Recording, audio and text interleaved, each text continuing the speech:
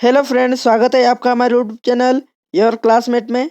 मैं हूं सुखचंद यादव और आज हम बात करने वाले हैं सीबीएसई क्लास 11th का हिंदी पुस्तक आरोह का काव्यखंड का पाठ 5 घर की याद। इसका हम स्पष्टीकरण करेंगे, जिसके लेखक हैं भवानी प्रसाद मिश्र, जिनका जन्म हुआ सन 1913 टिगरिया गांव, होशंगाबाद, मध्य प्रदेश में।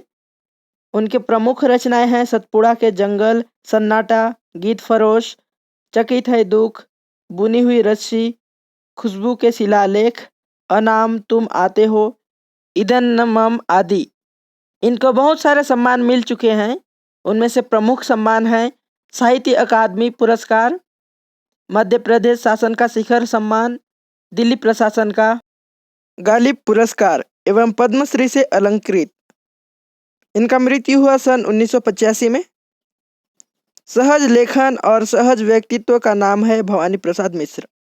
कविता और साहित्य के साथ साथ राष्ट्रीय आंदोलन में जिन कवियों की सक्रिय भागीदारी थी, उनमें ये प्रमुख हैं। गांधीवाद पर आस्था रखने वाले मिश्रा जी ने गांधी वाङ्मय के हिंदी खंडों का संपादन कर कविता और गांधी जी के बीच सेतु का काम किया। भवानी प्रसाद मिश्र की कविता हिंदी की सहज लय की कविता है। इस सहजता का संबंध गांधी चरखे की लय से भी जुड़ता है, इसीलिए उन्हें कविता का गांधी भी कहा गया है। गांधीवाद पर आस्था रखने के कारण उन्होंने अहिंसा और सहनशीलता को रचनात्मक अभिव्यक्ति दी है। तो चलिए अब इस कविता का सारांश जान लेते हैं, फिर उसके बाद लाइन बाय लाइन इस कविता का व्याख्या करेंगे। प्रस्तुत कविता घर की याद कवि भवानी प्रसाद मिश्र द्वारा लिखी गई है। यह कविता उन्होंने अपने जेल प्रवास के दौरान लिखी थी। सन 1942 में जब वो भारत छोड़ो आंदोलन में शामिल हुए थे, तब उन्हें गिरफ्तार करके 3 साल के लिए जेल में डाल दिया गया था। इसी दौरान सावन के मौसम में एक रात बहुत तेज बारिश होती है और कवि को अपने घर की और परिवार की बहुत याद आती है। वो अपने घर से दूर हैं और कवि उसे याद कर रहे हैं। उन्हें अपने माता पिता की चिंता सता रही है कि वो पुत्र वियोग में तड़प रहे होंगे और किसी अनहोनी की आशंका से दुखी हो रहे होंगे। भवानी प्रसाद जी उनको सांत्वना देने के लिए बारिश के माध्यम से उनको झूठा संदेश भेजते हैं। वो कहते हैं कि वे कुशल हैं, ताकि यह सुनकर उनके माता पिता को सांत्वना मिल सके। कवि अपनी बहन को याद करता है कि वो मायके आई होगी, यानी कि कवि के घर में। अपनी अनपढ़ माँ को याद करके सोचता है कि वो तो पत्र नहीं लिख पाती। कवि अपने पिता को याद करता है कि वो बुढ़ापे से बिल्कुल दूर हैं, न शेर से डरते हैं न मौत से। दौड़ते हैं, खिलखिलाते हैं और उनकी आवाज़ आज भी बहुत ही रौबदार है। कवि बारिश से कहता है कि तुम खूब बरसो और बरस बरस के मेरे माता पिता को मेरी कुशलता का संदेश दो। उनसे कहो कि मैं स्वस्थ हूँ, खुश हूँ। उन्हें मेरे दुख और निराशा का आभास न होने देना। इस प्रकार इस कविता में घर से जुड़ी यादों और भावनाओं का वर्णन किया गया है। तो चलिए अब इस कविता यानी कि घर की याद कविता का स्पष्टीकरण करेंगे। घर की याद। आज पानी गिर रहा है, बहुत पानी गिर रहा है। रात भर गिरता रहा है, प्राण मन घिरता रहा है। बहुत पानी गिर रहा है, घर नज़र में तीर रहा है। तीर का मतलब तैरना। घर की मुझसे दूर है जो, घर खुशी का पूर है जो। घर की घर में 4 भाई, मायके में बहिन आई। बहिन आई बाप के घर, हाय रे परिताप के घर। परिताप यानी पश्चाताप। घर की घर में सब जुड़े हैं, सबकी इतने कब जुड़े हैं। 4 भाई 4 बहिनें, भुजा भाई प्यार बहिनें। भुजा यानी बाह। अर्थात प्रस्तुत काव्यांश पाठ्य पुस्तक आरोह भाग 1 में संकलित कविता घर की याद से लिया गया है। इसके रचयिता हैं भवानी प्रसाद मिश्र। यह कविता जेल प्रवास के दौरान लिखी गई है। सावन की एक रात तेज बारिश हो रही है और कवि को अपने परिजनों की बहुत याद आ रही है। कवि कहता है कि आज बहुत बारिश हो रही है, रात भर बहुत बारिश हुई है और उसे देखकर मेरा मन घर की यादों से घिर गया है। मेरी नज़रों के सामने घर की यादें तैर रही है। घर मुझसे बहुत दूर है, पर वह घर खुशियों से भरा हुआ है। अब कवि अपने घर की हालत के बारे में बताते हैं।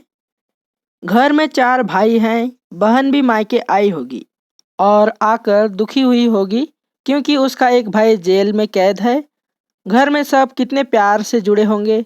4 भाई और 4 बहनें कितने प्यार से होंगे। 4 भाई बालिष्ठ भुजाओं के समान हैं और 4 बहनें प्यार का प्रतीक हैं। अब चलते हैं कविता के दूसरे पंक्ति की ओर। और माँ बिन पढ़ी मेरी, दुख में वह गढ़ी मेरी। माँ की जिसकी गोद में सिर, रख लिया तो दुख नहीं फिर। माँ की जिसकी स्नेह धारा, का यहाँ तक भी पसारा। उसे लिखना नहीं आता, जो कि उसका पत्र पाता। पिताजी जिनको बुढ़ापा, एक क्षण भी नहीं व्यापा। जो अभी भी दौड़ जाएं, जो अभी भी खिलखिलाएं। मौत के आगे न हिचके, शेर के आगे न बिचके। बोल में बादल गरजता, काम में झंझा लरजता।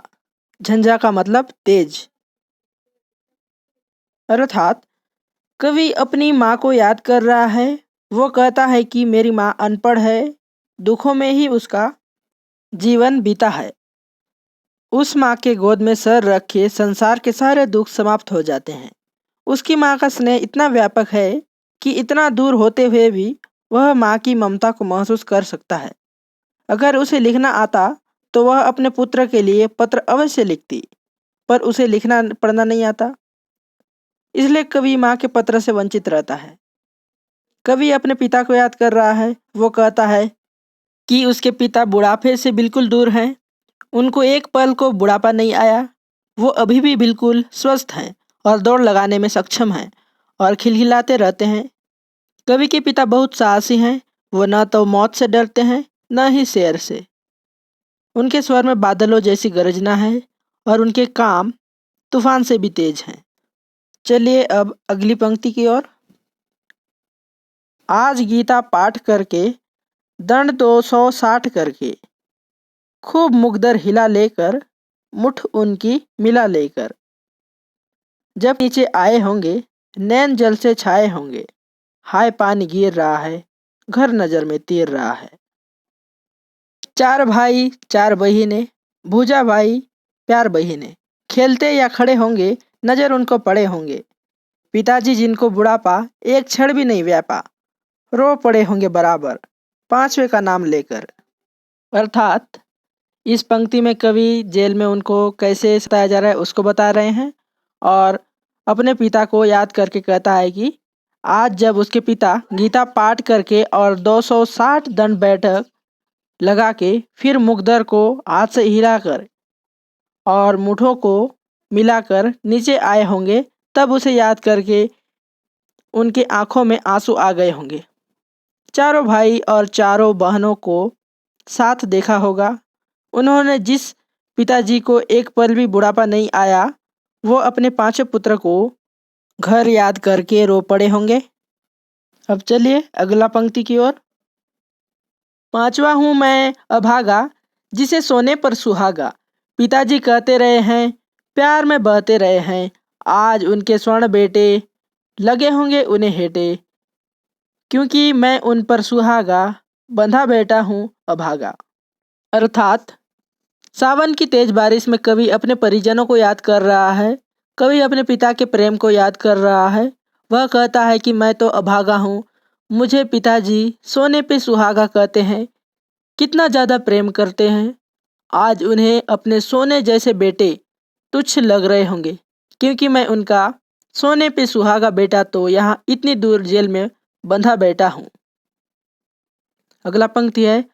और माँ ने कहा होगा, दुख कितना बहा होगा, आँख में किस लिए पानी, वहाँ अच्छा है भवानी। वह तुम्हारा मन समझकर और अपनापन समझकर गया है, सो ठीक ही है, यह तुम्हारी लिखी है। पाँव जो पीछे हटाता, कोख को मेरी लजाता। इस तरह हो न कच्चे, रो पड़ेंगे और बच्चे। अर्थात कवि इन पंक्तियों में अपने घर के हालत को बताता है जब वो कवि जेल जाता है तो अपने घर में जब वियोग होता है यानी कवि जब जेल जाता है तो उनके घर परिवार वाले कैसा भाव व्यक्त करते हैं वो दर्शा रहे हैं कि जब पिताजी पुत्र वियोग में भावुक होकर रोए होंगे तब माँ ने उन्हें संभाला होगा और रोते हुए समझाया होगा कि भवानी तो बिल्कुल ठीक है, वहाँ आंसू क्यों बहाते हो? तुम्हारा ही तो बेटा है, तुम पर ही गया है, तुम्हारी इच्छाओं का सम्मान करता है, तुम्हारे ही तो संस्कार हैं उसमें, गया है तो अच्छा ही है, अगर पीछे मुड़ जाता तो मेरी कोख का अपमान करता, ऐसे आंसू मत बहाओ, अगर तुम ऐसे कमजोर पड़ जाओगे तो बच्चों को कौन संभालेगा, वे भी रो पड़ेंगे। अगला पंक्ति है, पिताजी ने कहा होगा, हाय कितना सहा होगा, कहाँ मैं रोता कहाँ हूँ, धीर मैं खोता कहाँ हूँ। हे सजीले हरे सावन, हे कि मेरे पुण्य पावन, तुम बरस लो वे न बरसे, पांचवे को वे न तरसे। मैं मजे में हूँ सही है, घर नहीं हूँ बस यही है, किंतु यह बस बड़ा बस है, इसी बस से सब विरस है। अर्थात इन पंक्तियों में कवि सोचता है और लिखता है कि पिता ने सारे आंसुओं में समेट कर कहा होगा कि मैं रो कर रहा हूँ, मैं तो बिल्कुल ठीक हूँ। कवि सावन को संबोधित करते हुए कहता है कि तुम स्वयं चाहे जितना बरस लो, पर उनकी आंखों में आंसू न आने देना और ध्यान रखना कि वो अपने पांचवें पुत्र यानी अपने आप को बोल रहे हैं भवानी प्रसाद मिश्र को याद करके दुखी न हो। उनको बताना कि मैं घर से दूर हूँ पर सुख से हूँ, मज़े में हूँ। वैसे यह दुख छोटा दिखता है, पर असल में ये तो बहुत ही बड़ा दुख है, इसके कारण सब नीरस लगता है। अब अगला पंक्ति है, किंतु उनसे यह न कहना, उन्हें देते धीर रहना, उन्हें कहना लिख रहा हूँ, उन्हें कहना पढ़ रहा हूँ, काम करता हूँ कि कहना, नाम करता हूँ कि कहना, चाहते हैं लोग कहना, मत करो कुछ शोक कहना। अर्थात प्रस्तुत काव्यांश हमारी पाठ्य पुस्तक आरोह भाग 1 में संकलित कविता घर की याद से लिया गया है। इसके रचयिता हैं भवानी प्रसाद मिश्र। यह कविता जल प्रवास के दौरान लिखी गई है। सावन की एक रात तेज बारिश हो रही है और कवि को अपने परिजनों की बहुत याद आ रही है। इन पंक्तियों में कवि सावन को संबोधित करते हुए कहता है कि तुम उनको मेरे दुख के बारे में कुछ मत बताना, सच तो यह है कि मैं यहाँ अत्यंत दुखी हूँ, पर तुम उनसे यह बात मत कहना, बल्कि उनको धीरज धराते रहना।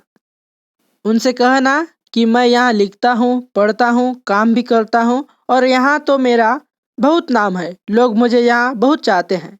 उनसे कहना कि वो खुश रहे और मुझे याद करके दुखी न हो। अब अगला पंक्ति है, और कहना मस्त हूँ मैं, काटने में व्यस्त हूँ मैं, वजन 70 शेर मेरा और भोजन ढेर मेरा, कूदता हूँ खेलता हूँ, दुख डट कर झेलता हूँ और कहना मस्त हूँ मैं, यो न कहना अस्त हूँ मैं। अर्थात कवि इन पंक्तियों में सावन को संबोधित करते हुए अपने माता पिता को संदेश देने के लिए कह रहा है। वो कहता है कि तुम उनसे कहना कि मैं यहाँ बिल्कुल मज़े में हूँ, यहाँ मैं सूत काटने का काम करता हूँ, मैं पेट भर के खूब सारा खाना खाता हूँ और मेरा वजन भी बढ़ के 70 किलो हो गया है, खेलता कूदता रहता हूँ और दुखों का सामना डट कर करता हूँ।